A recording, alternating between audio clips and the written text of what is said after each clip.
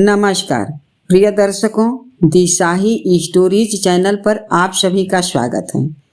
आज की इस पावन कथा में माता पार्वती जी ने भगवान शंकर से प्रश्न किया, गृहस्थ मनुष्य का कल्याण कैसे हो सकता है।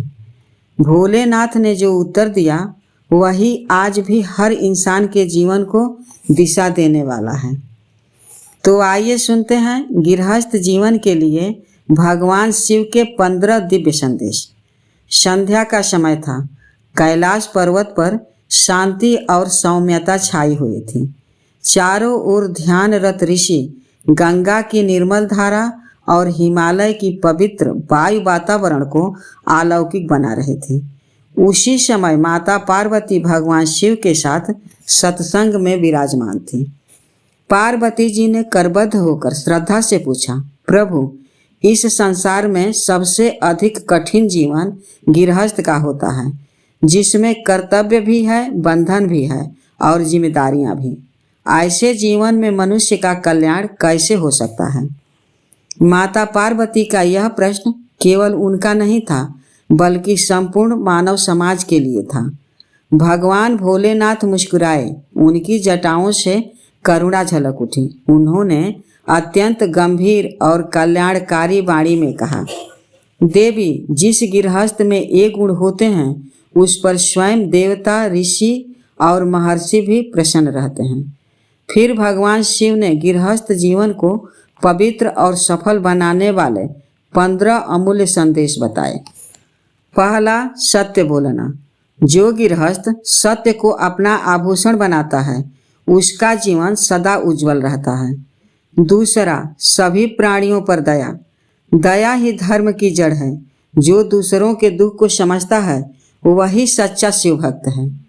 तीसरा, मन और इंद्रियों पर संयम। जिसने मन को जीत लिया उसने संसार को जीत लिया। चौथा, सामर्थ्य के अनुसार सेवा और परोपकार। दान वही श्रेष्ठ है जो अहंकार रहित हो।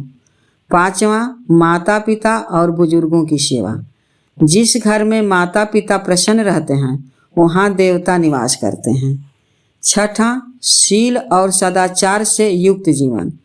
चरित्र ही मनुष्य की सबसे बड़ी पूंजी है। सातवां, अतिथि सेवा में तत्परता। अतिथि देवो भव, यह केवल वचन नहीं, जीवन का विधान है। आठवां, क्षमाशीलता। क्षमा वीरों का आभूषण है, कायरों का नहीं। नौवां, धर्म पूर्वक धन अर्जन। अन्याय से कमाया गया धन कभी सुख नहीं देता। 10वां, दूसरों के धन पर लालच न रखना। लोभ पतन का द्वार खोलता है। 11वां, पराई स्त्री को वासना की दृष्टि से न देखना। इसी से कुल, वेदना और संस्कृति की रक्षा होती है। 12वां, निंदा और चुगली से दूर रहना। दूसरों की बुराई करने वाला स्वयं पतन की ओर बढ़ता है। 13वां, सबके प्रति मैत्री और करुणा। शत्रु को भी मित्र बनाना ही शिवत्व है। 14वां, सौम्य और मधुर वाणी। कटु शब्द रिश्तों को जला देते हैं, मधुर वाणी उन्हें जोड़ती है। 15वां, स्वेच्छाचार से दूरी।